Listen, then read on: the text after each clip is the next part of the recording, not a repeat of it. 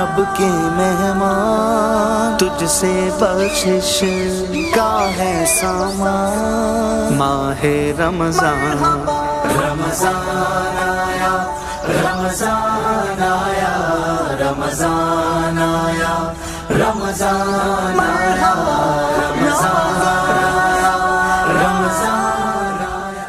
خوش آمدید ناظرین، اور یقینی طور پر رمضان کا دسترخوان سے ہم واپس آئے ہیں، اور نو ڈاؤٹ ہمارے اس دسترخوان میں مہرین موٹن نے یقینی طور پر وہ چیزیں آج کل رمضان کے حوالے سے ہمیں بتانا شروع کی ہیں. خاص طور پہ خواتین کے لیے بڑا دلچسپ اور سیکھنے کے لائق یہ سیگمنٹ ہمارا. لیکن اب جس سیگمنٹ میں آپ کے ساتھ موجود ہوں رمضان المبارک میں، یہ ہماری وہ ٹرانسمیشن کا وہ اسپیشل سیگمنٹ ہے جس پہ ہم بات کرتے ہیں ان پروفیشنل سے، ان سماجی لوگوں سے، ان کاروباری لوگوں سے، نہ صرف ملک بلکہ ان کے اپنے کام کے حوالے سے، اور اس کا ہم نے نام رکھا ہے رحمت ہے مہمان.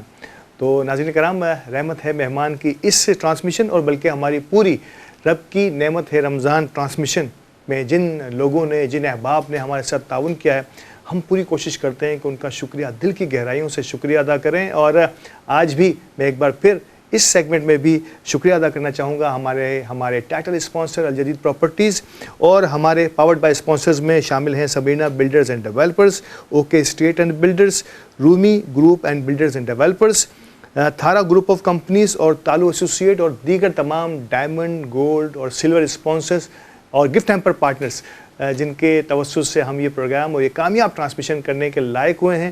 تو آج کی ہماری شخصیت رحمت ہے مہمان کی کسی تعارف کی محتاج نہیں ہے.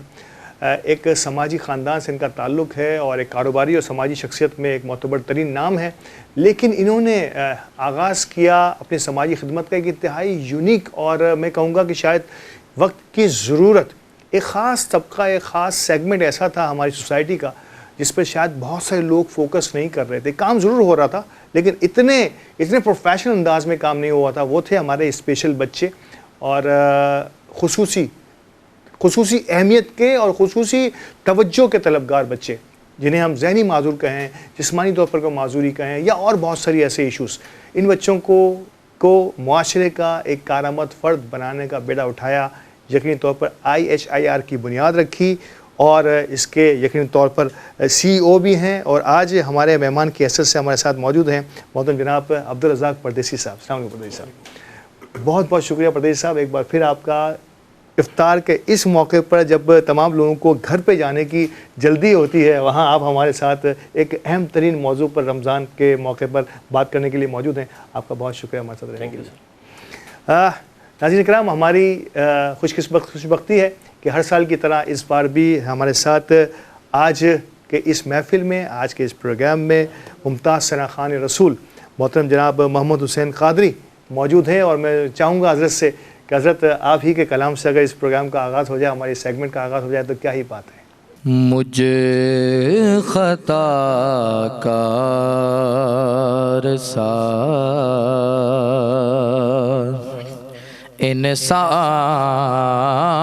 انسان مدینے میں رہے،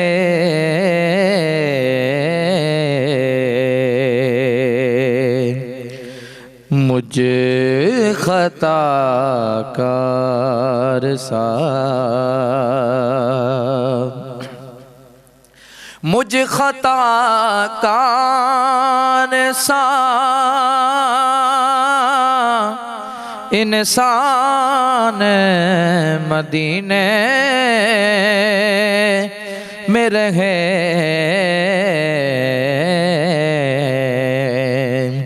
کہ بن کے سرکار کا مہمان مدینے میں رہے، بن کے سرکار کا مہمان مدینے میں رہے،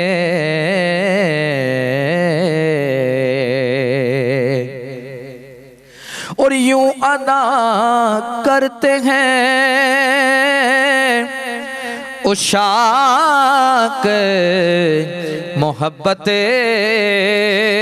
کی نماز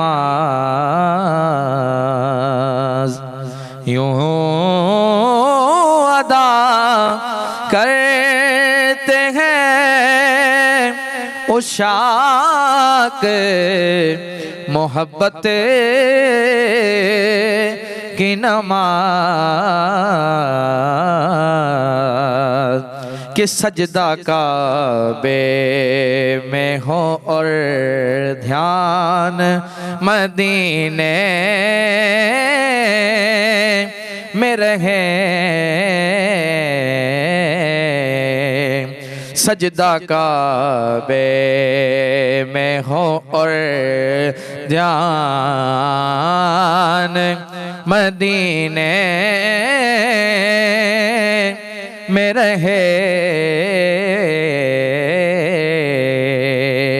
مجھ خطا کار ساتھ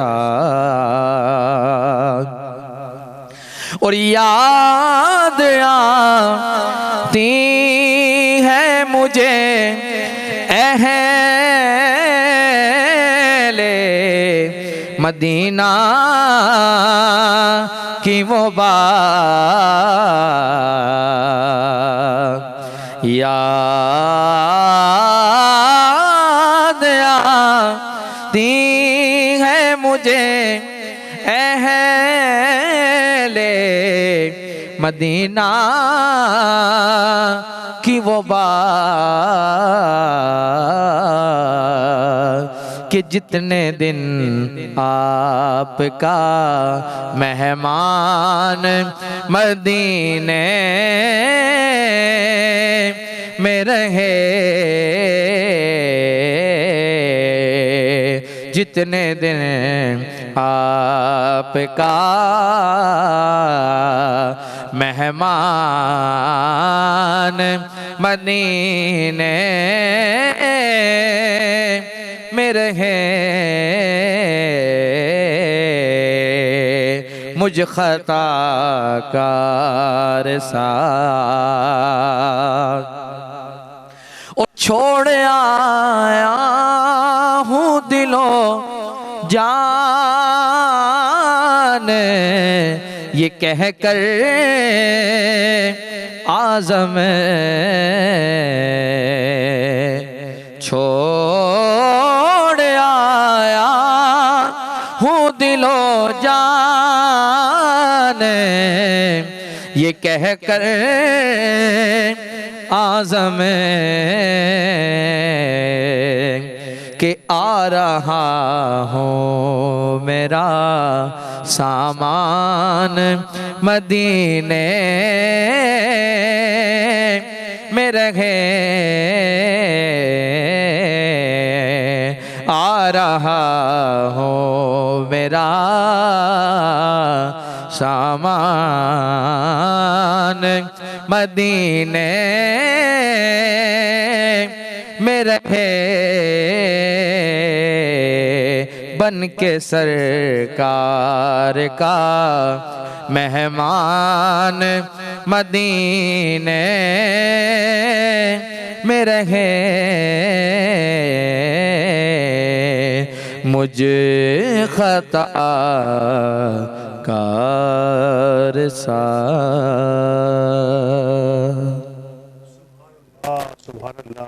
سبحان اللہ ماشاء اللہ کیا خوبصورت دمہ روح پرور سما باندھ دیا حضرت حسین قادری صاحب بہت بہت شکریہ آپ کا اور ناظرین کرام یہ صرف نعتیہ کلام نہیں تھا یہ دعائیہ کلام تھا اور اللہ پاک ان کلام کو ان کے پڑھنے کو اور اس میں موجود دعا کو ہم سب کے حق میں رمضان کے وسیلے سے قبول و منظور فرمائے آمین ثم آمین ناظرین کرام میں نے پہلے آغاز ہی میں آپ کا تعارف کرایا ہمارے مہمان آج کے عبدالرزاق پردیسی صاحب فاؤنڈر اینڈ CEO IHIR حضرت میں پوچھنا ہی چاہوں گا رزاق بھائی کہ آپ کی یقینی طور پر آپ کے کام اور آپ کی شخصیت کے حوالے سے یہ نام اتنا جڑ گیا ہے اسپیشل بچوں کا اور IHIR کا کہ جہاں کہیں بھی میں نے صرف کراچی کی بات نہیں کر رہا، وطن عزیز میں جہاں بھی اسپیشل بچوں کے حوالے سے بات ہوتی ہے وہاں IHIR اور رزاق پردیسی صاحب کا ذکر ضرور ہوتا ہے. جو آپ نے ایک کام، ایک ایسے سیگمنٹ کو، سوسائٹی کو آپ نے ٹچ کیا ہے جہاں پہ بہت کم لوگوں کی نگاہ جاتی تھی. میں پہلا سوال وہ جذبہ محرک کا، وہ کیا وجہ تھی کہ اتنے سارے لوگ، کوئی راشن، کوئی صحت، کوئی تعلیم، کوئی مختلف شعبہ جات میں کام کر رہا ہے، اس ٹچی اور مشکل سبجیکٹ کو چننے کا فیصلہ رزاق پردیسی صاحب نے کیوں کیا اور کب کیا؟ جی بسم اللہ الرحمن الرحیم. الطاف بھائی بہت بہت شکریہ. آج ماشاءاللہ آپ لوگوں نے مجھے یہاں انوائٹ کیا اور اس ٹاپک کو چھیڑا ہے جس کے اوپر میں تقریباً 10 سال سے اس مشن پہ لگا ہوا ہوں. ماشاءاللہ. میرا جو اس مشن میں آنے کا اللہ نے راستہ اس طرح بنایا کہ میرا ایک بیٹا ہے حمزہ، جو تیسرا بیٹا ہے، وہاں سے یہ جرنی شروع ہوئی ہے. جب بچہ پیدا ہوا تھا 18 سال کا ماشاءاللہ ہونے آیا، تو بچپن میں اس کی جب پیدائش ہوئی تو اس میں کچھ ایسے معاملات تھے کہ ڈاکٹر کی نیگلیجنس کی وجہ سے اس کو دھیان نہیں دیا تو اس کی آکسیجن کی کمی آئی. تو 1 منٹ کی آکسیجن کی کمی نے اس کی پوری زندگی بدل دی. 1 منٹ. اس کے اندر یہ ہوا کہ آکسیجن نہ آنے کی وجہ سے اس کی جو باڈی اور مائنڈ کی کوآرڈینیشن میں جو امپیکٹ آیا، ایک شارٹ سرکٹ ہوا. اس شارٹ سرکٹ نے پوری اس کی لائف کے اندر اس کی جو اس کی فزیکل ایبیلٹیز کو پیچھے کر دیا. تو جو برین سے آپ کے سگنل جاتا ہے کہ ہم نے ایک کام کرنا ہے، تو اس سگنل کی بہت معمولی سی رفتار کی کمی کی وجہ سے اس کی باڈی اور مائنڈ کی کوآرڈینیشن کا امپیکٹ آتا ہے. تو ان بچوں کو کہتے ہیں سیریبرل پالسی والے بچے، CP بچے. تو میرے بیٹے کو CP ڈائگنوز ہوا، لیکن وہ بھی ہمیں جب پتہ چلا اس کا 3 سال 3.5 سال کا ہو چکا تھا. تو اب یہ ہوا کہ جب یہ چیز مجھے سمجھ میں آئی تو میں نے کافی ڈاکٹروں کے پاس گیا، بہت سارے انسٹیٹیوشن پہ چکر لگائے. اس وقت میں زیادہ افریقہ رہتا تھا، تو ساؤتھ افریقہ کے اندر اس کی آئیڈینٹیفیکیشن ہوئی کہ بچے کو پرابلم ہے. اب میں نے دیکھا کہ کمال ہے، دنیا میں ایسے بھی معاملات ہوتے ہیں کہ ایسے ہزاروں بچے مجھے ملے، دکھتے رہتے تھے کافی انسٹیٹیوٹ میں، بہت سارے ہاسپٹلس میں، کہ جن کو ایسے ایسے مشکلات ہیں جو ذہنی طور پہ اور جسمانی طور پہ. تو میں نے تو سوچا کہ اللہ نے مجھے ایک مشعل راہ دی ہے. میرا بیٹا میرے لیے ایک ایسا راستہ کھولنے جا رہا ہے جس کی لائن آف ڈائریکشن. زندگی کے اندر ہر آدمی کے پاس کوئی نہ کوئی پرپس ہونا چاہیے زندگی کو جینے کا. کیا تو میرے لیے میرا بیٹا آزمائش کو آپ نے چیلنج بنا دیا. کیا تو اللہ کا کرم ہے کہ اس وقت میں نے ڈسہارٹ نہیں ہوا. ہم لوگوں نے، میری وائف نے اور ہم لوگوں نے کافی تگتوں کی، بہت جگہوں پہ گئے. سمجھ میں یہ آیا کہ اب اس بچے کے لیے ہمیں جو کرنا ہے اس کے لیے بہت سارے چیلنجز ہیں.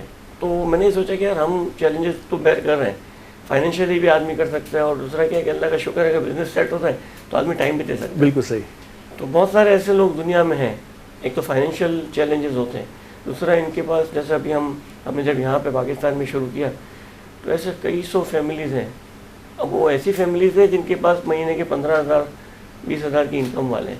اب شوہر یا باپ گھر سے کام کے لیے جائے گا تو بچے کو ٹائم دے سکتا نہیں. صبح جائے گا، رات کو آئے گا، تو اس بچے کو کون لے کے جائے گا میڈیکل سروسز کے لیے؟ بیک آف دی مائنڈ جو ہے نا، یہ ایک اسپیکٹ تھا کہ جب ترقی یافتہ ممالک میں لوگ مارے پھرتے ہیں اپنے ان بچوں کو لے کے، جو اپنے پیاروں کو لے کے. بچہ تو جگر کا ٹکڑا ہوتا ہے ہمارا. تو جب پاکستان سے آپ کی رغبت، آپ بیسیکلی بائی اوریجن پاکستانی تھے، تو آپ نے یہ سوچا کہ اب پاکستان میں یہ مشکلات تو شاید کئی گنا زیادہ بڑھ جاتی ہوں گی. یہ ایک وہ اس وقت پہلا سینٹر پاکستان کا کس وقت آغاز ہوتا ہے IHIR کا؟ IHRI میں ہم نے سینٹر کھولنے سے پہلے ایک پروگرام اس طرح کیا کہ WMO ورلڈ ویمن آرگنائزیشن، آپ کی کافی سے کنیکٹڈ ہے. جی بالکل. تو ورلڈ ویمن آرگنائزیشن کی ایک ٹیم میرے گھر پہ آئی تھی، اور اس وقت میں پلانٹیشن بھی کر رہا تھا. پاکستان میں نے 2 مشن سٹارٹ کیے ایک ساتھ، ایک تو پلانٹیشن اور دوسرا یہ اسپیشل بچے. تو پلانٹیشن کے حوالے سے ایک ٹیم WMO کی آئی جس میں شیخ غازیانی صاحب، حاجی عثمان پردیسی ان کو لے کے آئے تھے، اور ان کے ساتھ فاروق بکالی، قاسم لوائی صاحب، ماشاءاللہ سارے میمن کمیونٹی کے بڑے وہ ہیں، اپنا سوشل ورکر ہیں. تو جب پلانٹیشن کی بات کرتے کرتے نے اندازہ ہوا کہ میں اس بچوں پہ کام کرنا چاہ رہا ہوں، تو میں کہ یار WMO کے پاس اتنے سارے بچے ہیں، بالکل تھے، تو آپ ہمارے ساتھ بیٹھ کے پلان کریں. تو اسی طرح ہوتے ہوتے ماشاءاللہ اس وقت ہم نے رجسٹریشن اسٹارٹ کی. 300 بچے ہمارے پاس رجسٹرڈ ہوئے پہلی کھیپ کے طور پہ. اس IHIR کی بنیاد میں 70 بچے تو WMO کے تھے. ٹھیک ہے. پھر WMO کو کانسیپٹ سمجھ میں آیا. جب انہوں نے سمجھ میں آیا تو اس وقت WMO کی 2019 کے اندر نومبر میں کانفرنس ہوئی تھی جو کراچی میں ہوئی تھی گورنر ہاؤس پہ. تو اس وقت پوری دنیا سے WMO کے چیپٹر آئے تھے. تو اس میں نارتھ امریکہ چیپٹر والے ہمارے ساتھ بیٹھے ہوئے تھے، تو انہوں نے ہمیں کہا کہ آپ لوگ کوئی ایسی چیز کریں، راشن کے اوپر کام کریں. تو شعیب قادیانی صاحب کا وہ جملہ مجھے یاد ہے کہ راشن تو سب کر رہے ہیں، آپ کو میں ایسی یونیک چیز پہ لگاتا ہوں کہ آپ لوگ بولیں گے کہ واقعی صحیح کام کیا. تو ان کے ساتھ بیٹھ کے ہم نے بتایا کہ ایسے بچوں کے لیے ہم کام کرنا چاہ رہے ہیں. تو انہوں نے پائلٹ پروجیکٹ کے طور پہ کہا کہ آپ 50 بچوں کی آپ اسیسمنٹ کروائیں. جو میں نے کہا کہ آپ جب تک ڈائگنوسس نہیں کرائیں گے تب تک پتہ نہیں چلے گا کہ بچے کی پرابلم کیا ہے. بالکل WMO کے پاس یا دوسرے اداروں کے پاس جو بچے تھے وہ بغیر ایویلیویشن کے، بغیر اسیسمنٹ کے وہ کام چل رہا تھا. سمجھ رہا ہوں. تو اسے پتہ ہی نہیں چلا کہ بچے کی پرابلم کیا اور اس کے اوپر اس کی اور اس پر کیسے قابو پایا جائے. تو ہم لوگوں نے 50 بچوں کی اسیسمنٹ کروائی تو بہت ڈفرینٹ رزلٹ آئے. یعنی 8-10 بچے تو ایسے تھے جن کی کوئی مشکل ہی نہیں تھی، ان کے ہم نے معاملات طے کیے تو اپنی لائف میں نارملی جینے لگ گئے. کیا بات ہے. تو وہ چیز بڑی امپیکٹ کریٹ ہوئی. تو ہمارا پھر ایک ان کے ساتھ ایک ٹائی اپ ہوا. اس ٹائی اپ کے اندر ہم نے تقریباً رجسٹریشن شروع کی تو 300 بچے رجسٹر ہوئے. 300 بچوں کی تعداد بہت بڑی ہوتی ہے. اور مجھے وقفے کے لیے کہا جا رہا ہے، ناظرین کرام آپ دیکھ رہے ہیں کہ قطرہ قطرہ سمندر بنتا ہے. کہاں پلانٹیشن جو ایک ایم تھا، اور نو ڈاؤٹ کہ اسپیشل بچوں کی طرف گامزن ضرور تھے، لیکن وہ ذریعہ بن جاتا ہے. اور پلانٹیشن بھی ہمارے ملک کے لیے بھی بلکہ دنیا بھر میں سرسبز اور گرین ورلڈ کی جو ایک تحریک ہے اس میں اپنا رول پلے کر رہے ہیں رزاق صاحب. اور نو ڈاؤٹ یہ جو کام انہوں نے جس کا آغاز کیا اور یہ کیسے شروع ہوا، یہ جرنی بڑی خوشائند ہے اور ہم سب کے لیے لرننگ کا باعث ہے کہ اگر آپ کسی بات کی ٹھان لیں یا کم از کم سوچ لیں کسی اچھے کام کے بارے میں، تو اللہ پاک ایسے ذرائع اور ایسے لوگ آپ سے ملانا شروع کرتا ہے کہ آپ کا کام آسان سے آسان تر ہوتا ہے. وقفے کی طرف چلتے ہیں اور رحمت ہے مہمان میں کچھ دیر کا وقفہ لینے کے بعد دوبارہ حاضر ہوتے ہیں اور یہیں سے رزاق صاحب سے ان کی گفتگو کا آغاز کرتے ہیں. رب کے مہمان تجھ سے بخشش کا ہے سامان. ماہ رمضان رمضان آیا، رمضان آیا، رمضان آیا، رمضان آیا، رمضان آیا، رمضان آیا.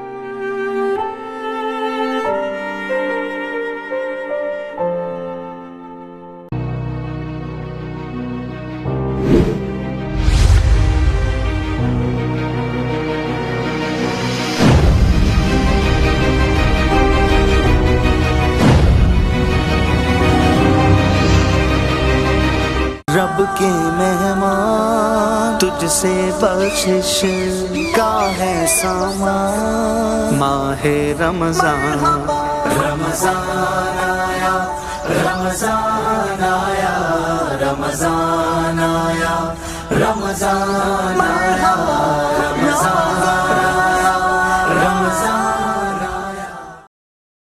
ایک بار پھر خوش آمدید رحمت ہے مہمان کے سیگمنٹ میں. اور بڑی ہی میں کہہ رہا ہوں کہ سیکھنے والی گفتگو جاری تھی کہ 300 بچوں سے وہ آغاز. رزاق صاحب 300 بچوں سے آغاز، یعنی کہ یہ پہلا سیٹ تھا، اس میں 50 بچوں کی پہلی اسیسمنٹ. اس اسیسمنٹ میں آپ نے کہا کہ 10 بچے ایسے تھے کہ جن کو تھوڑی سی توجہ، تھوڑی سی ڈائریکشن سے وہ معاشرے کے کارآمد شہری بن گئے. یہ کیسے ممکن ہوا؟ دیکھیں اس میں ایک مثال دوں گا ایک بچی کی. وہ بچی تھی البینو بچی تھی، جس کی نا اسکن کے کلر چینج ہو جاتے ہیں.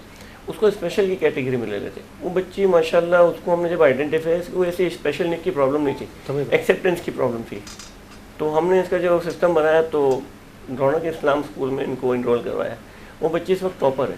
کیا بات ہے. اس وقت ٹاپر. اس نے 1-2 سال کے اندر ہی اس بچے نے کلاس میں ٹاپ کرنا شروع کر دی. نہ اس کی کوئی مینٹل ڈسیبلٹی تھی نہ ان کی فزیکل ڈسیبلٹی تھی, صرف اور صرف آنکھوں کا ایک مسئلہ تھا جو کہ نارملی کسی کو بھی ہو سکتا ہے, تو اس کو آپ نے اس کیٹیگری سے نکال کر نارمل کیٹیگری میں. آنکھوں کا مسئلہ نہیں تھا, اس کی اسکن کا تھا. اسکن, اچھا اسکن کے ڈفرینٹ ہوتے ہیں نا کلرز, تو لوگوں کو اسکن کلرز, یس, اس کی وجہ سے اس کو بہت سارے ایشوز آتے تھے کمیونٹی کے اندر, لوگوں کے اندر. تو جب اسکول کے اندر ہم نے انرول کروایا وہاں پہ ٹیچرز نے اس پہ بڑا دھیان دیا. دھیان یہ دیا کہ بچوں کو آہستہ آہستہ اس کی طرف موٹیویٹ, ایکسیپٹنس, سوسائٹل ایکسیپٹنس جو ہے نا یہ بھی بڑا ضروری ہے ہم سب کے لیے. ناظرین کرام, یہ بہت سارے بچے اور بہت سارے, میں کہہ رہا ہوں کہ چھوٹے چھوٹے معاملات جو ہے نا ان کو ہم آپ اگر ایکسیپٹ کرنا شروع کر دیں تو یہ وہ بچے اعتماد کے ساتھ قدم بڑھا سکتے ہیں آگے. سر تھوڑا سا. میں کہوں گا کہ یہ بیسکلی بچے کی ڈسیبلٹی نہیں تھی, ہمارے معاشرے کی ڈسیبلٹی. کیونکہ ہم ڈسیبل ہیں, اگر ان بچوں کو ہم ایکسیپٹ نہیں کرتے تو ہمارے لیے بہت بڑا المیہ ہے. سر اب وہ آغاز 50 بچوں کی اسسمنٹ اور 300 بچوں کی رجسٹریشن کہاں تک پہنچا یہ قافلہ؟ اب اس میں یہ ہوا کہ 300 بچے کی جب رجسٹریشن ہوئی, ہم آہستہ آہستہ دوسرے بچوں کو بھی اسسمنٹ کرنا شروع کر دیا. اس دوران میں نے یہ دیکھا کہ ایک ادارے کی ضرورت ہے, کیونکہ ہم اسسمنٹ یا باقی علاج ادھر الگ الگ جگہوں پہ کراتے تھے. تو میں نے اپنا آج سے 4 سال پہلے رمضان شریف میں ہی میں نے اس کا جو پہلا کیمپس سٹارٹ کیا کلفٹن کے اندر. وہ کیمپس میں ہم نے ٹیم بنائی, یہ ٹیم بنانا شروع ہوئی. رمضان کے اندر ہم نے تقریباً 150 سے 60 بچے جو رجسٹرڈ تھے ان میں سے ہم نے ان کو اسسمنٹ ہمارے سینٹر پہ کرنی شروع کی. اچھا, ہمارا اسسمنٹ کا ماڈل بالکل ڈفرینٹ ہے جو کہ اس وقت پاکستان میں شاید ہی کوئی کر رہا ہو. تو اس کا کیا ہے, ہم اس کو ہولسٹک اسسمنٹ کا نام دیتے ہیں. ہمارے اسسمنٹ کے اندر ہم ہر چیز پہ کام کرتے ہیں. ہم سب سے پہلے بچے کے اسسمنٹ میں ان کی اپنا پیدائش سے پہلے پریگننسی سے لے کے, ماں کی پریگننسی سے لے کے اس بچے کی جو ایج ہوتی ہے اس تک کی ہم ساری اسسمنٹ کرتے ہیں کہ بچے کی پیدائش کے ٹائم پہ اس کو کیا ہوا تھا, اس کے بعد انہوں نے آگے کس طرح ایک ایک کر کے مائلسٹون اچیو کیے, کس ایج میں کیے, کس ٹائم میں کیے, ان کے کیا چیلنجز تھے, وہ سب سمجھ میں آ جاتا ہے نا. تو ہمیں پتہ چل جاتا ہے کہ بچے کی اس وقت فزیکل ایج کے ساتھ مینٹل ایج کیا ہے, ان کی سوچنے کی, بولنے کی صلاحیت کیا ہے, سننے کی صلاحیت کی ہے. ہم اسسمنٹ کرتے ہیں, ہم لوگ سائیکالوجیکل اسسمنٹ کرتے ہیں, ہم ان کی آئی کیو نکلواتے ہیں, کس ایج پہ کیا آئی کیو ہے, ان کی اکیڈمک کی ہم دیکھتے ہیں کہ لکھنا پڑھنا اس کی کس لیول تک کا ہے. ہم 5 سال کا بچہ ہے, اس کی لکھنے پڑھنے کی طاقت ہی نہیں ہے, 2 سال کے بچے کی, تو کام شروع ہوگا تو اسی لیول سے شروع ہوگا. بالکل. یہ میں اب مجھے سمجھ آ رہا ہے کہ یہ ریہیبلیٹیشن صرف ریہیبلیٹیشن نہیں ہے, یہ تعلیم بھی ہے, تربیت بھی ہے, علاج بھی ہے, اور اس کو معاشرے کا کارآمد شہری بنانا بھی ہے. یہ پورا ایک پیکیج ہے جسے میں کہتا ہوں. اس کا میں آپ کو ایک کانسیپٹ بتاؤں کہ ہم جو اپنے بچے کے لیے سوچتے ہیں کہ اس کو ہم پڑھائیں گے, لکھائیں گے, اس کو تربیت دیں گے, ایک نارمل بچے کی بات کرتے ہم اپنے کوئی بھی بچے کی جی تو ہم اس کے لیے ساری یہ چیزیں سوچتے ہیں. اب سارے بچے میرے بچے ہیں, میں تو اپنے بچے سمجھ کے ہی کروں. تو جو سیٹ اپ بنانا ہے وہ اس طرح ماڈل بننا چاہیے کہ ان کی ہر وہ چیز جو ان کی ضرورت زندگی ہے یا ان کی چیزیں, ان چیزوں کو ہمیں اپلائی کروانا ہے. تو جو ویژن ہمارا تھا اس میں سب سے پہلے یہ چیز تھی کہ ان کو اچھا ایجوکیشن ملے, ان کی life style physical mental achievement ہو, ساتھ میں وہ سوسائٹی کا حصہ بنے. یہ 3 چیزیں, اور پھر سوسائٹی میں جب وہ بڑے ہو جاتے ہیں تو ان کو کوئی نہ کوئی ہنر دیں, کوئی نہ کوئی ایسی اسکل ڈیولپمنٹ ان کی کریں, یا ان کو ہم ریڈی کریں اور پھر ان کو جاب پروویژن کریں. تو یہ پوری سائیکل ہے. سمجھ رہا ہوں میں جی. اور یہ اس پورے سائیکل کو آپ نے اب تک یقین طور پہ ایک نئے ماڈل کو, اور خاص طور پہ انٹرنیشنلی ریکگنائزڈ یا جسے ہم کہتے ہیں کہ کامیاب ترین ماڈلز کو پاکستان جیسے ترقی یافتہ ملک میں آپ کو آغاز میں ٹیم بلڈنگ میں کچھ ایشوز ہوئے؟ مجھے سب سے پہلے ڈر یہی تھا کہ ٹیم بنے گی نہیں, کیونکہ پاکستان میں وہ پروفیشنل جو ہمیں چاہیے تھے شاید نہ ملے. کیونکہ میرا ایک سینٹر اس سے پہلے افریقہ میں اسٹارٹ کر کے آیا ہوں. بالکل. اچھا. اس کو 7 سال ہو گئے. تو وہاں پہ ماشاء اللہ ہمیں بہت بڑی ٹیم بنی, اور وہ بھی ٹیم سارے فارنرز تھے. اس میں میرے پاس نیوزی لینڈ کے بھی کام کرتے تھے, ساؤتھ افریقن گورے بھی تھے, یعنی آدھی ٹیم ہماری وہ گوروں کی تھی. اس میں میری پارٹنر آئرش تھی. تو وہاں ہماری ٹیم بہت اچھی بنی. پاکستان کے اندر سب سے بڑا چیلنج یہ تھا کہ یہاں پہ ایکسپرٹیز اس فیلڈ کی بہت لیٹ آئی ہے, اور قدرتی ہمیں بڑی اچھی ٹیم مل گئی. تو شروع میں اسٹارٹ ہوا, 6 مہینے 7 مہینے لگے ہمیں اس ٹیم بلڈنگ میں. ماشاءاللہ ٹیم بن گئی. پھر اس کے بعد پہلا سینٹر ہمارا سسٹین ہوا, وہاں ہم 200-250 بچوں کی سروسز پوری کمپلیٹ, ان کی ساری ریہیبلیٹیشن, ایجوکیشن, ان کی ٹولز, ان کی ساری چیزیں ہونی شروع ہو گئی. پھر اس کے بعد ہم نے ایک سینٹر کھولا ہم نے بلدیہ ٹاؤن میں. بلدیہ ٹاؤن میں ہم نے کیمپ لگایا, ہم میڈیکل کیمپ ڈفرینٹ لگاتے تھے. تو ہماری خود کی جو ڈاکٹرز اور ایکسپرٹس کی ٹیم تھی تقریباً 35 کے قریب تھی. ماشاءاللہ. تو ہم کسی بھی ایسے سلم ایریا میں یا بستی کے اندر جا کے وہاں پہ ہم ان کی میڈیکل کیمپ کرتے ہیں، جس کے اندر ہمیں آئیڈینٹیفائی ہو کہ کتنے بچے ایسے ہیں جن کو یہاں پہ چیلنجز ہیں. تو وہاں پہ ہمیں اس وقت 37 بچے ملے، 37 بچے. ان 37 بچوں سے ہم نے کام شروع کیا، تقریباً 1 سال ہو گیا، 1.25 سال ہو گیا. 1.25 سال کے اندر 590 بچوں پہ ہم پہنچ گئے. وہ 37 بچے ذریعہ بنے آپ کے لیے کہ آپ وہاں ایک سینٹر بنائیں، اور جب آپ نے سینٹر بنایا بلدیہ میں تو اس وقت 500-600 کے قریب 600 کے قریب بچے اس وقت وہاں موجود ہیں. جی اچھا، وہاں پہ ہمارا ابھی ایجوکیشن کا اسٹارٹ نہیں ہوا. پوری ریہیبلیٹیشن سمجھ رہا ہوں. ریہیبلیٹیشن ہے، ان کی ساری physio therapy, speech therapy, occupation therapy, psychological services ہیں، بیہیویئر تھراپی، پیرنٹس کی ٹریننگ، یہ سب چیزیں ہم وہاں کرتے ہیں. پھر اس کے علاوہ جتنے بھی بچے ان کے چیلنج، ان کو ٹولس بھی دیتے ہیں. ٹولس کے لیے ہمارے پاس ڈفرینٹ ڈونرز کھڑے ہیں، WMO ہے. اس کے علاوہ بہت سارے ایسے مخیر حضرات ہیں جو ہمارے ساتھ ہوتے ہیں. ایک آرگنائزیشن ہمارے پاس ہے کہ ہم ان کو نیورو کی میڈیسن بھی فری دیں گے. تو وہاں پہ ماشاءاللہ ان بچوں میں ان کو ساری فیسلٹیز فری ہیں. اس میں لیب ٹیسٹ ان کو فری ہیں، ان کے ریڈیولوجی کے سارے ٹیسٹ، EEG، MRI وغیرہ سب ٹوٹلی فری ہیں. میرا سوال بھی یہی تھا اگلا کہ یہ بڑی مہنگا نسخہ ہے کسی بھی لیس پریولیج لوگوں کے لیے، اور جو بھی انڈر پریولیج لوگ ہیں وہ اتنا افورڈ نہیں کر پاتے. اس کی وجہ سے ان کا بچہ جو ہے وہ اتنی گروتھ نہیں کر پاتا یا اتنا ٹریٹ نہیں ہو پاتا. یہ آپ نے جو بتایا، آپ سمجھتے ہیں کہ آپ کے اس فری ہونے کی وجہ سے بھی لوگوں نے بڑا انٹرسٹ کیا ان بچوں کو آگے لانے کے لیے؟ دیکھیں، ہم نے جب 37 بچوں سے شروع کیا نا، تو وہ کمیونٹی بلدیہ ٹاؤن کی 50 لاکھ لوگوں کی، 50 لاکھ لوگوں کے اندر وہاں پہ قریب میں کوئی سینٹر نہیں تھا. اب سوچیں کتنا بڑا عالمی ہے، کوئی ایسا سینٹر نہیں ہے. ہماری جو ریچ ہے نا، ہم چاہتے یہ ہیں کہ ایسی جگہوں پہ جائیں تاکہ لوگوں کو آسانی قریب ملے. بالکل. یعنی آپ ان بچوں کو بلدیہ سے لائیں کلفٹن پہ، تو ایک تو افورڈنگ نہیں ہے پیرنٹس کی، پھر کاسٹ بہت بڑی ہے. سینٹر ان کے پاس ہے تو سوسائٹی میں ایزی ہوتا ہے. تو لوگوں کے جو بچے گھروں میں تھے نا، اب انہوں نے دیکھا کہ یار ہمارے علاقے کے اندر اس بچے کا کام ہو رہا ہے، اس پہ بڑا فرق آ رہا ہے اور ہمیں خرچہ بھی نہیں ہو رہا، تو اور لوگ آنے شروع ہو گئے. اچھا، ایک سوال میرے ذہن میں آ رہا ہے کہ جب ان جگہوں پہ آپ نے ذکر بھی کیا اس کا کہ والدین کو اویئر کرنا بہت ضروری تھا، والدین کو ٹریٹ کرنا اور ٹیچ کرنا بھی بہت ضروری تھا. آپ نے محسوس کیا کہ آپ کے اس سینٹر سے پہلے والدین کی اپنی تربیت اس بچے کے، اس اسپیشل بچے کے ساتھ اسپیشل تربیت میں اور اب کی تربیت میں کوئی فرق محسوس ہوا آپ کو؟ فرق تو بہت پڑتا ہے. آپ جب علم لینا شروع کرتے ہیں، پڑھنے کے بعد اور پڑھنے سے پہلے کا آپ کو فرق پتا ہوگا، ایک جنرل ہے. اسی طرح نالج کوئی پاور کہتے ہیں نا، اقرا بسم ربک الذی، تو بسم اللہ کے علم حاصل کرو. تو یہ بھی ایک طریقے سے علم ہے، ان کو ہم اویئرنیس دیتے ہیں اور سیکھنے کے بعد امپیکٹ آئے گا. ہمیں پتا ہو کہ یار ہمارے بچے کا یہ پرابلم ہے اور ہمیں گھر پہ اس کو کس طرح اس کو ہینڈل کرنا ہے، یہ بھی سمجھ میں آ جائے نا تو بہت آسانی ہو جاتی ہے ماں باپ کے لیے. No doubt. کتنے سینٹرز کراچی میں اب تک فعال ہیں، باقاعدہ آپریشنل ہیں، اور ارادے کیا ہیں رزاق پردیسی صاحب، کیا چاہتے ہیں فیوچر میں؟ دیکھیں 4 سال کے اندر الحمدللہ ہمارے 4 سینٹر کھل گئے ماشاءاللہ. اس وقت کم و بیش 1000 بچوں پہ ہم پہنچ چکے ہیں. 1000 جی 1000 بچوں کی سروسز ہو رہی ہیں. اس میں تقریباً 800-850 بچے ایسے ہیں جو لیس پریویلیج یا مڈل کلاس تک کے، تو ان کی سروسز میں سبسڈیز بھی ہیں اور فری سروسز بھی ہیں. بلدیہ ٹاؤن میں تو سارے تقریباً 600 قریب بچے سارے فری ہیں، ان کے کمپلیٹلی فری. اس کے علاوہ دوسرے سینٹر پہ بھی آپشن ہے. آپشن ان دا سینس کہ ہم ان کو فنڈ سے اسپانسرشپ اسکالرشپ دیتے ہیں یا دلواتے ہیں. صحیح. تو دوسرا کیا ہے کہ ہمارے 4 سینٹر تو ہیں. ابھی میرا جو ٹارگیٹ تھا کہ ہماری ٹیم کے ساتھ ڈسکس کیا تھا کہ ہمیں کم از کم کراچی کو پورا کور کرنے کے لیے 25 سینٹر کھولنے پڑیں گے منیمم. اس سے یہ ہوگا 3.5 کروڑ کی آبادی ہے. جی جی. آپ نے کہا کہ 50 لاکھ میں سے 590 بچے آپ نے ڈائگنوز کیے. میرا خیال ہے یہ بھی وہ تعداد نہیں ہے کہ اگر اس کو دیکھا جائے تو اور بھی کئی بچے ایسے ہوں گے جن تک ہم ریچ نہیں پائے یا وہ ہم تک نہیں پہنچ پائیں. تو 3.5 کروڑ کی آبادی میں تو یہ 25 سینٹرز میرا خیال ہے کہ کم پڑیں گے، لیکن یہ انیشلی تعداد ہے آپ کے ذہن میں. اب ہمارے پاس دیکھیں نا بلدیہ ٹاؤن میں جو جگہ وہ بھی اتنی کیپیسٹی نہیں ہے نا. ہمارے پاس لوگ تو اب آئیں گے بچے، لیکن ہمیں اس کو بڑھانا پڑے گا. بالکل صحیح. تو اسی طرح اگر 25 سینٹر کھلتے ہیں تو سب سے بڑا ایڈوانٹیج کیا ہے کہ ریچ ایزی ہو جاتی ہے. ہم علاقوں میں قریب ہر علاقے میں ہو نا تو کسی کو بہت زیادہ ٹرانسپورٹ کا ویٹ نہیں کرنا پڑے.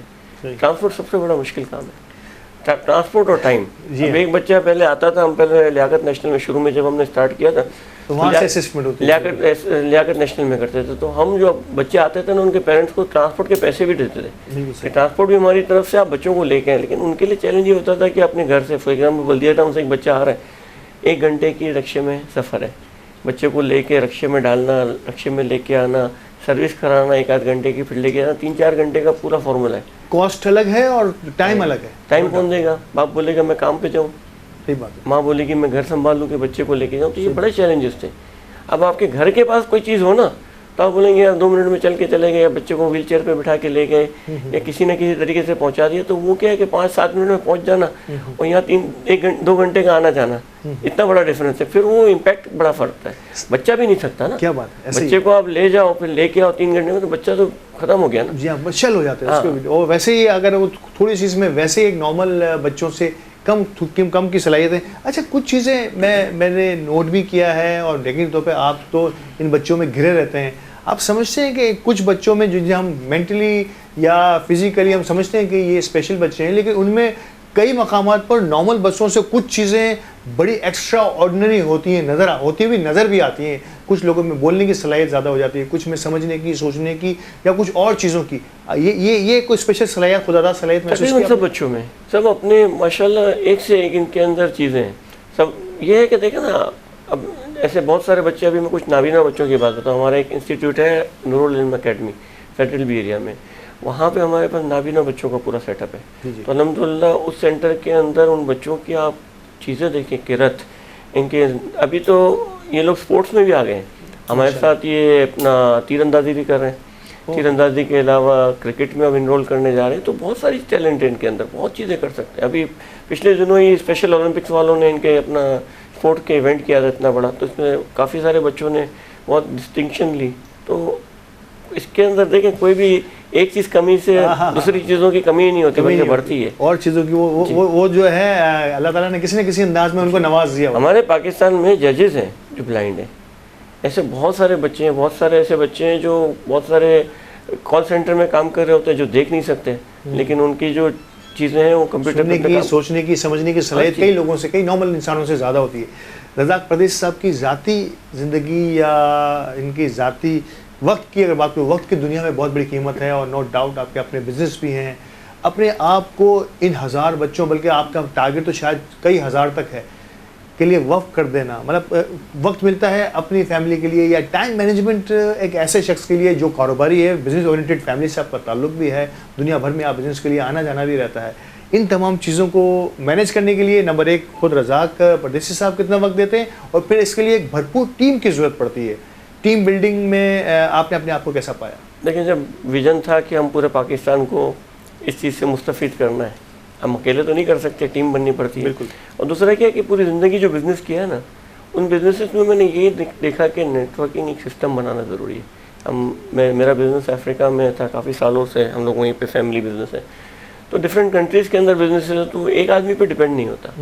मैं पर्सनली कोई चीज़ नहीं हूँ, ठीक है ना। अब जैसे अल्ताफ़ भाई मेरे साथ बैठे हैं, मेरे साथ, तो हमारी टीम बिल्डिंग होती है ना, टीम बिल्डिंग से ही काम होता है। हर पहला इंस्टीट्यूट जब स्टार्ट किया, पहला सेंटर, तो उसकी पूरी टीम बिल्ड की, ठीक है ना। उस टीम के साथ सारा काम मैकेनिज्म में है, हर चीज़, इनके हेड्स, इनके असिस्टेंट, इनके सारी चीज़ें कंप्लीट सिस्टम में हो, यानी किसी को मेरी वजह से वेट नहीं करना पड़े, काम ऑटोमेटिक सिस्टम पे होता रहे। तो उस मॉडल पे हमने पहला किया, फिर दूसरा किया, फिर तीसरा किया, फिर चौथा किया, और इनके ऊपर एक मॉनिटरिंग टीम बना दी। यानी एक हेड ऑफिस है, हेड ऑफिस सब इंस्टीट्यूट को विजिट कर रही होती है, सारे डोमेन के डिफरेंट हेड्स हैं। फिर हमारे एडवाइज़र्स हैं, पाकिस्तान के टॉप के एडवाइज़र हैं, डॉक्टर गफ्फार बिल्लो हमारे एडवाइज़र हैं, डॉक्टर शाहिद नूर टॉप ऑर्थोपेडिक हमारे, doctor Raman Kumar top neuro Pakistan के। यानी हमने क्या किया कि जो डोमेन में हम काम करते हैं ना, मेंटल हेल्थ के ऊपर, उसके एक्सपर्ट्स को हमने बिठा के इनके साथ हमने डिस्कशन करनी शुरू की। और वो जब डोमेन पे होते हैं ना, तो नीचे जो एक्सपर्ट काम कर रहे हैं उनको पता है कि हमारा काम कौन चेक कर रहा है। क्या बात है। तो उस मॉडल पे काम चल रहा है। अब हमारी इंशाल्लाह नेक्स्ट मंथ में हम रमज़ान के बाद सारे एडवाइज़र्स की एक कॉन्फ्रेंस करेंगे, और फिर हम बिज़नेस हाउसेस को बुलाएंगे कि हम इस मॉडल पे काम कर रहे हैं, और मशवरे लेंगे। यानी जो गुरुज होते हैं ना सिस्टम के, उनको बिठा के हम एक टेक्निकल फॉर्मेट बनाएंगे, जिससे हमें नॉलेज हो कि हमारी कोई कमी है या हमें कहाँ आगे विजन को बढ़ाना चाहिए, और आगे आने वाले चैलेंजेस को हम किस तरह से देखेंगे। फाइनली मैं यकीनी तौर पे जब इस किस्म की किसी NGO को हम देखते हैं, सुनते हैं, तो इनके बड़े बड़े वो बैनर्स और अपीलें और बहुत सारी चीज़ें, मैंने IHIR का सोर्स ऑफ इनकम, यानी कि किस तरह से इन बच्चों तक कि आपको कैटर करने के लिए किस तरह से ये फंडिंग, जिसे मैं कहता हूँ बड़ा इंपॉर्टेंट रोल होता है। मैंने कहीं आपके बैनर्स नहीं देखे, कहीं आपकी पब्लिसिटी इस तरह से नहीं देखी जो नॉर्मली होती है। तो किस तरह से इसको मैनेज करते हैं? لیکن شروع جب کیا تھا تو یہ سوچا تھا کہ جتنی اپنی کیپیسٹی ہے، جتنی ہماری کیپیسٹی اللہ اس سے کرا لے، پھر اللہ کی مرضی. بالکل. تو ہوتے ہوتے یہ ہوا کہ پہلا سینٹر سسٹین کیا. اچھا سسٹینیبلٹی کا ماڈل یہ ہے کہ پہلا سینٹر ہم نے کیا تو اس وقت کورونا آ گیا تھا. جب کورونا آیا تھا تو یہ جو ہم ڈفرینٹ انسٹیٹیوٹ پہ کراتے تھے تو وہ بند ہو گیا نا. جی جی. تو ہمارا جب سینٹر کھلا تو ہمیں سمجھ میں آ گئی کہ یار صرف فرنٹ پہ کوئی بھی کام نہیں چل سکتا. تو اس کا ماڈل یہ رکھا کہ ہماری کوالٹی آف ورک سیم ہے، چاہے کوئی اپر کلاس سے آئے، مڈل کلاس سے ہے، لوور کلاس سے ہے. انوائرمنٹ آپ کو ہر روم کے اندر اے سی سسٹم، پوری ٹیم میں ماشاءاللہ کوئی بھی ایسا نہیں ہوگا جو ہائیلی کوالیفائڈ نہ ہو اور اس کا ایکسپیرینس نہ ہو، پھر اس کا پیشن نہ ہو. یعنی ٹیم بنا لی، ٹیم اچھی ہوتی ہے نا تو کام ہو سکتا ہے. صحیح. تو ٹیم بنانے کا مقصد یہی تھا. اب اچھے لوگوں کو رکھیں گے تو انوائرمنٹ بھی آپ کو ایسے دینا. بالکل ایسے ہی. پھر میری ایک سوچ ہے کہ بچہ جب آتا ہے کام اپنی سروسز لینے کے لیے، اپنی تھراپی کے لیے، اس کو انوائرمنٹ اتنا اچھا دو کہ وہ بولے یار مجھے سینٹر پہ جانا ہے.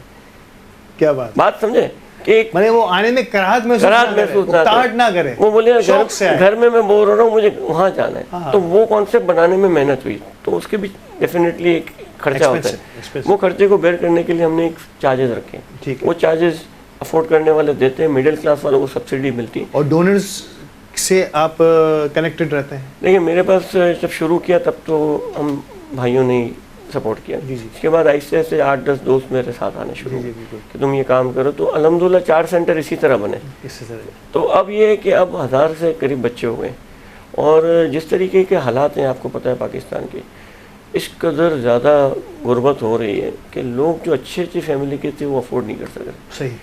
تو بچہ بہت سپیڈ میں بہت زیادہ بچہ آ رہے ہیں. اب 4 سینٹر کھول گئے، لوگوں کو اویئرنیس ہو گئی. جو بچے گھروں میں بند تھے آج وہ نکلنا شروع ہو گئے. اب ان کی ہوپ بنی ہے. اور اب یہ ہے کہ حالات کی وجہ سے یقینی طور پہ لمیٹیشن آ گئی. تو اب وہ دیکھتے ہیں اور ہمیں ان کے لیے کچھ نہ کچھ کرنا. جی. اور اب قدرتی اللہ نے ایک راستہ یہ بھی بنا دیا ہے کہ اویئرنیس اتنی ہوگی کہ لوگ خود سامنے سے آ رہے ہیں. میں چاہوں گا کہ اچھے لوگ سامنے آئیں، ہمارے ساتھ جوائن کریں. ہمارا ماڈل سمپل ہے. ہم کیا کرتے ہیں کہ جس کا بھی ہم کام کریں آپ کہیں گے تو ہم ان کو ڈائریکٹ ملا دیں گے. آپ پورا اس کی ٹرانسپیرنسی دیکھ سکتے ہیں. آپ نے کس بچے، ہم باقاعدہ فائل بنا لیتے ہیں ہر بچے کی. اس کی کسی کے 5000 روپے مہینے کی سروسز کے چارجز ایکسٹرا جاتے ہیں، کچھ لوگ دیتے بھی ہیں نا. اب وہ شارٹ فال ہوتا ہے. ہم کیا کرتے ہیں کہ منیمم چارجز ہمارا مینٹین ہے. اب وہ ادارہ تو چلانا ہے نا، ادارہ فری میں نہیں چلتا. تو وہ ادارے کا ایک بیلنس کرنے کے لیے ایک منیمم چارجز ہیں. بالکل. اگر کوئی بولتا ہے کہ میں یہ چارجز نہیں دے سکتا، میں مڈل کلاس ہوں، اس کی کیپیسٹی کے حساب سے ہوتا ہے اوپر کا کوشن ہمارا کوئی ادارہ کر دے. صحیح. تو اس سے کیا ہوتا ہے کہ ہمارا کاسٹ. اور ڈونرز سے آپ کی ریکویسٹ ہے وہ اڈاپشن کی ہوتی ہے، کسی نہ کسی انداز میں آپ ان بچوں کو اڈاپٹ کریں. ناظرین یہ وہ بیڑا اٹھایا. میں کہتا ہوں کہ شاید ایسے ہی احباب کے لیے کہا گیا ہے کہ میں اکیلا ہی چلا تھا جانب منزل، مگر لوگ ساتھ آتے گئے اور کارواں بنتا گیا. تو یہ ہے کارواں کی طرف گامزن وہ لوگ جو کسی نہ کسی انداز میں معاشرے کی بھلائی کے لیے اپنا وقت بھی دیتے ہیں، اپنا جان، مال اور وقت، یہ سب نظر کرتے ہیں.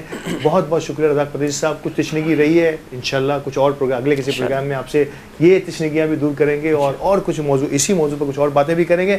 ناظرین کرام، ہمارے رحمت مہمان کا یہ سیگمنٹ اب اپنے اختتام کو پہنچ رہا ہے. اور آپ کو پتہ ہے کہ ہماری سیگمنٹ کا اختتام بھی ایک انتہائی خوبصورت نعت سے ہوگا. اور ہمارے ساتھ موجود ہیں ہمارے محمد حسین قادری صاحب. یقینی طور پہ آغاز بھی انہیں کی نعت سے ہوا تھا، اختتام بھی سے ہوگا. ہمیں اجازت دیجیے اسی نعت کے ساتھ ہمارے آج کے اس سیگمنٹ کا اور آج کے اس ٹرانسمیشن کا بھی اختتام ہوگا. چلیے نعت کی طرف چلتے ہیں. روک لیتی گیا کی نسبت تیر جتنے بھی ہم پہ چلتے ہیں روک لیتی گئی آپ کی نسبت تیر جتنے بھی ہم پہ چلتے ہیں یہ کرم ہے حضور کا ہم پر یہ کرم ہے حضور کا ہم پر، آنے والے عذاب ٹلتے ہیں، یہ کرم ہے حضور کا ہم پر، آنے والے عذاب ٹلتے ہیں، اور وہی بھرتے ہیں جھولیاں سب کی، وہ سمجھتے ہیں بولیاں سب کی، وہی بھرتے ہیں جھولیاں سب کی، وہ سمجھتے ہیں بولیاں سب کی، آؤ بازار مصطفیٰ کو چلے، آؤ بازار مصطفیٰ کو چلے، کھوٹے سے کے وہیں پہ چلتے گئے، روک لیتی ہے آپ کی نسبت تیرے جتنے بھی ہم پہ چلتے ہیں، اور اب کوئی کیا ہمیں گرائے گا، ہر سہارا گلے لگائے گا، اب کوئی کیا ہمیں گرائے گا، ہر سہارا گلے لگائے گا، کیونکہ ہم نے خود کو گرا دیا ہے وہاں، ہم نے خود کو گرا دیا ہے وہاں، گرنے والے جہاں سنبھلتے ہیں، روک لیتی ہے آپ کی نسبت تیرے جتنے بھی ہم پہ چلتے ہیں، ذکر سرکار کے اجالوں کی بے نہایت ہے رفعت خالد، ذکر سرکار کے اجالوں کی بے نہایت ہے رفعت خالد، یہ اجالے کبھی نہ سمٹیں گے، یہ اجالے کبھی نہ سمٹیں گے، یہ وہ سورج نہیں جو ڈھلتے ہیں، روک لیتی ہے آپ کی نسبت تیرے جتنے بھی ہم پہ چلتے ہیں، یہ کرم ہے، یہ کرم ہے حضور کا ہم پر، آنے والے عذاب ٹلتے ہیں۔